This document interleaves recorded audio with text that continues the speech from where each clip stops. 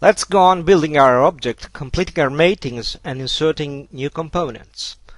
Let's enlarge the involved zone and let's insert another inferred mating between the internal face of the yellow guide, let us select it, and the superior pivot of the green component. The mating is of the tangent type, anti-line, since we need to be able to slide. Let us select the pivot as the reference object and then let's confirm. Let us now set the predefined view to a front view and then optimize it by hitting the F key on the keyboard. Then let us simulate the movement of the mechanism by dragging the pivot of the red central lever. We shall see that by moving the red lever, everything that is linked to it moves as well. Let's now set the top view and fit it. Let us rotate the object, for example using the arrow keys on the keyboard. Let us move farther in order to see the whole model, and let us insert a new component as an X reference, lever 2. As usual, so let's insert lever 2 and confirm. As usual, the first time we insert an X reference, we've got to confirm the reset of the undo redo buffer. Let us position it on the right. Let us now properly enlarge the area with the goal to allow an easier selection of the faces used in the mating. And let's perform a mating, still as an inferred one, between the lever 2 pivot and the existing hole. The command proposed coaxial entities and coincident faces, and then we have confirmed. Let's view the whole model. Let's fit the view and move farther. If we move the last position component again, it rotates around the center of the hole in a way that is compliant with the mating constraints we have inserted, as we can observe. Now take a look. Let us move the model to the left.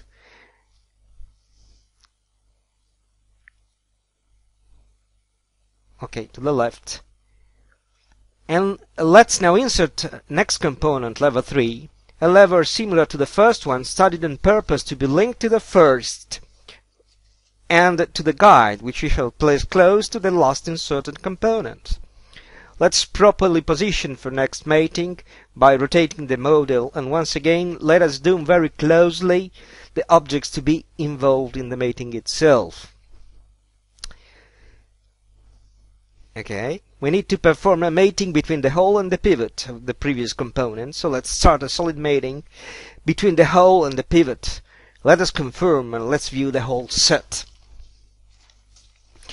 At such an extent, in this procedure, which until now we are assembling one piece per time, we should position the pivot inside the hole of the guide. But first we need to accomplish another operation.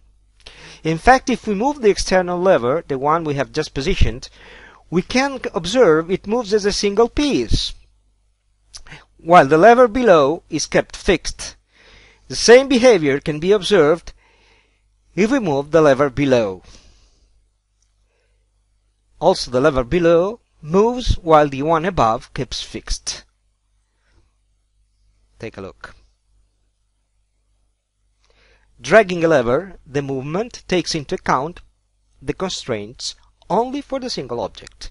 If we want the constraints of both objects to be taken into account contemporarily, which means grouped in a unique mating, we shall have to use the multiple mating, which enables you to associate different objects, the positions of which depend on one another. Let's now start insert solid multiple mating, and let us select the solids to which it must be applied. When the warning shows up, let's confirm and then right-click to end selection. Actually, with multiple mating, more than one object are positioned contemporarily within the same mating, while with the solid mating only one object per time is moved. Now, if we move one of these components, for example the lever above, we can observe that also the component moves. Why does this happen? Because the several matings have been grouped in a unique multiple mating, as we can notice from the history tree, which clearly displays the different mating types. Alright, now we can perform a further inferred mating between the pivot of the lever and the hole of the guide. As usual, let's zoom the involved area and let's select the object to be positioned and the reference. Since the mating is inferred, the inserted constraints are coaxiality and coincidence. Let's adjust the visualization as to better view our whole set. This is a symmetric object, therefore let's create the same levers also on the opposite side, just performing a copy of the existing one, keeping the Ctrl key pressed down while dragging the object. A copy is made in the point where we release the mouse button. For simplicity, we can save the model and load another one when the operation have already been done, also for the left side. Let's set the view to front and fit it. And now let us see once again how our mechanism works by simulating the movement of the central lever. In fact, it is enough to drag the pivot from one side to the other to animate the glyph. And here's the movement. Let's now adjust the visualization of the object by rotating it, for example, using the arrow keys. And let us insert another component which we shall lean onto the frame and which will support yet another component, lever 4, which we can place below. So insert component xref, lever 4. And open. Let's rotate and adjust the visualization again in order to make the mating operation easier, and let's zoom the area where the mating must be accomplished. It can be inferred and then it will be made in just one step, or simple and then it will require 2 steps. For example, let's go on with a simple mating between the lower face of the last object and the face of the frame. The type was still set to tangent, so we shall set it to coincidence. First the mode to simple, and then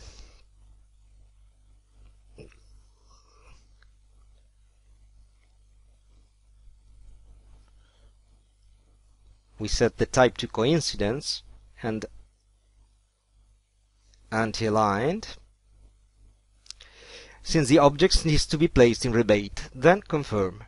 Let's rotate the model to make the second simple mating easier, and let's apply a coincidence constraint between the side face of the component, align this time, and the side of the frame. Then let's confirm. Now let's take a look, a closer look. So we zoom the involved zone. We start the solid mating command. We select the face.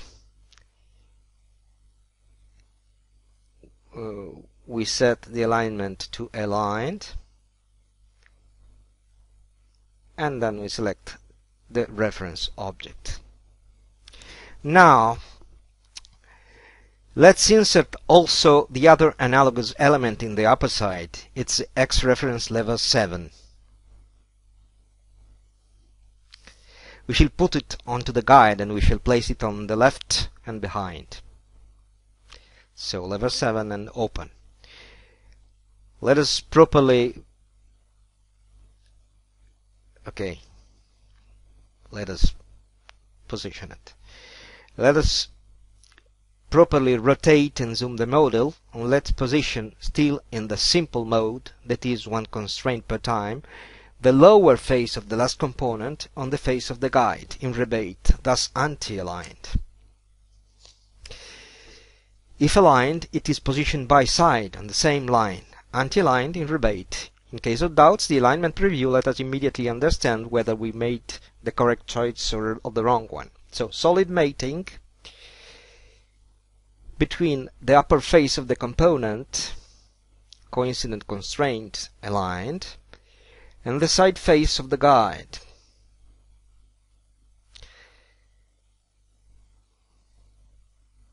Look at what happens if we use aligned or anti-aligned.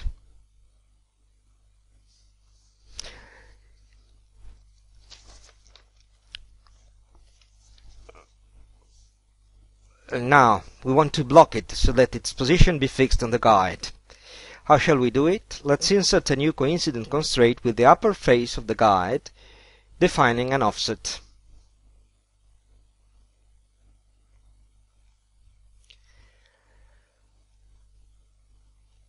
Then let us set a coincident constraint between the upper face of the component and the upper face of the guide, aligned, and let's define an offset value.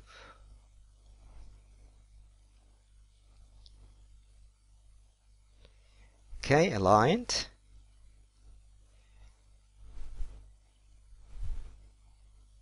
Okay, and now we set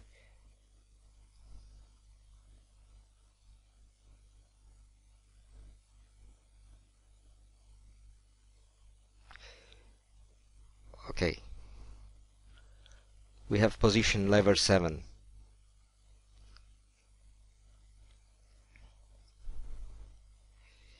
Now let's start the solid mating again.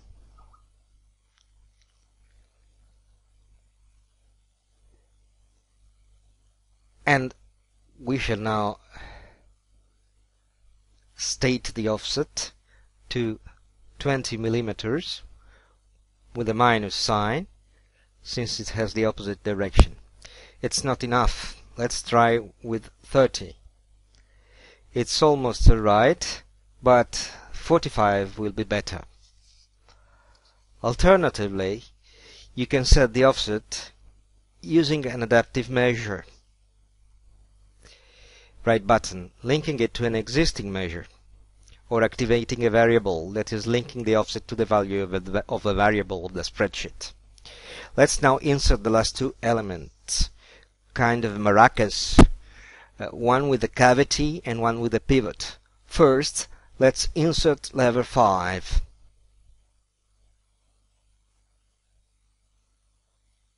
So lever 5. Let's place it close to the last positioned element, and let's start a solid mating between the sphere of the last component and the internal surface of the upper element with a concentric constraint, since it is a sphere leaning on a circular basis. Let's take a look at the mating preview, moving the mouse along the reference object. We can also set an align tangency constraint. Let's confirm. The preview helped us choose the alignment. This way, if we view the whole model and drag the last insert element to simulate its movement, we can observe that the object moves rotating in its seat. Let's now insert the dual element, the male one this time, lever 6, and let's place it downward.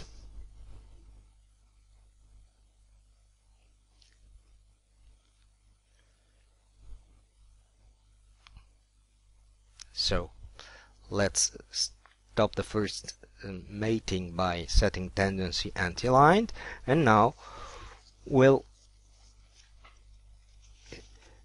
let us change it to aligned. Let's confirm, and now let's load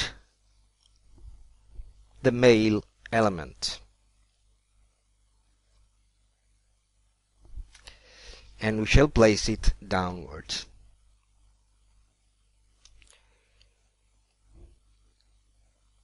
Okay? As you can see, the movement allowed is a rotational movement. So let's insert the male element. Insert component X reference, lever 6, and open.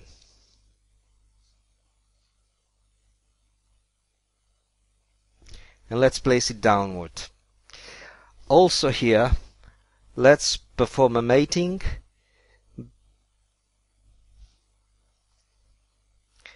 between the spherical part of the last component and its seat.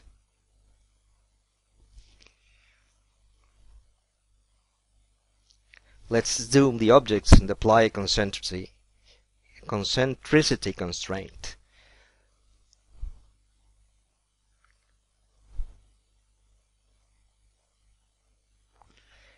So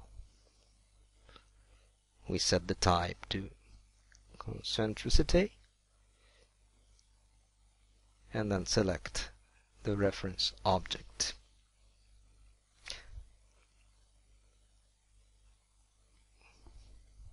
Okay, let's confirm. Let us now move the extremity of the last element to the other. Also, last component, as you can see, rotates in its seat. Look. As you can see, it rotates.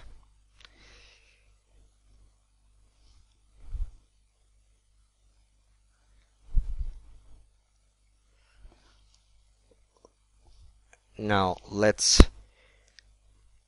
insert a multiple mating so as to be able to evaluate all the constraints together. This means that all the constraints must be resolved contemporarily. So let's select first the former and then the latter, and let's confirm by clicking the right mouse button in an empty zone of the graphics area. Let us now position on a predefined side view to accomplish the new mating. Let's further draw near the female and the male elements. Let's enlarge the area and let's set the mating between pivot and cavity. Here we are enlarging the zone and we start the solid mating.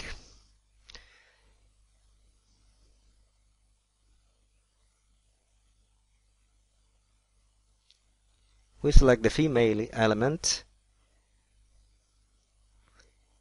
and we state the coaxiality. And then let's fit the view and have a global look at the assembly. Also, the last two elements of our kinematic mechanism have been correctly positioned. Let's head back to a front view and let's move the object again by dragging the center lever. The kinematic mechanism moves perfectly according to the assigned constraints. We can now save it as mating 2. As you can see, the movement is perfect, and as the last thing, we shall save our model as mating 2. Okay.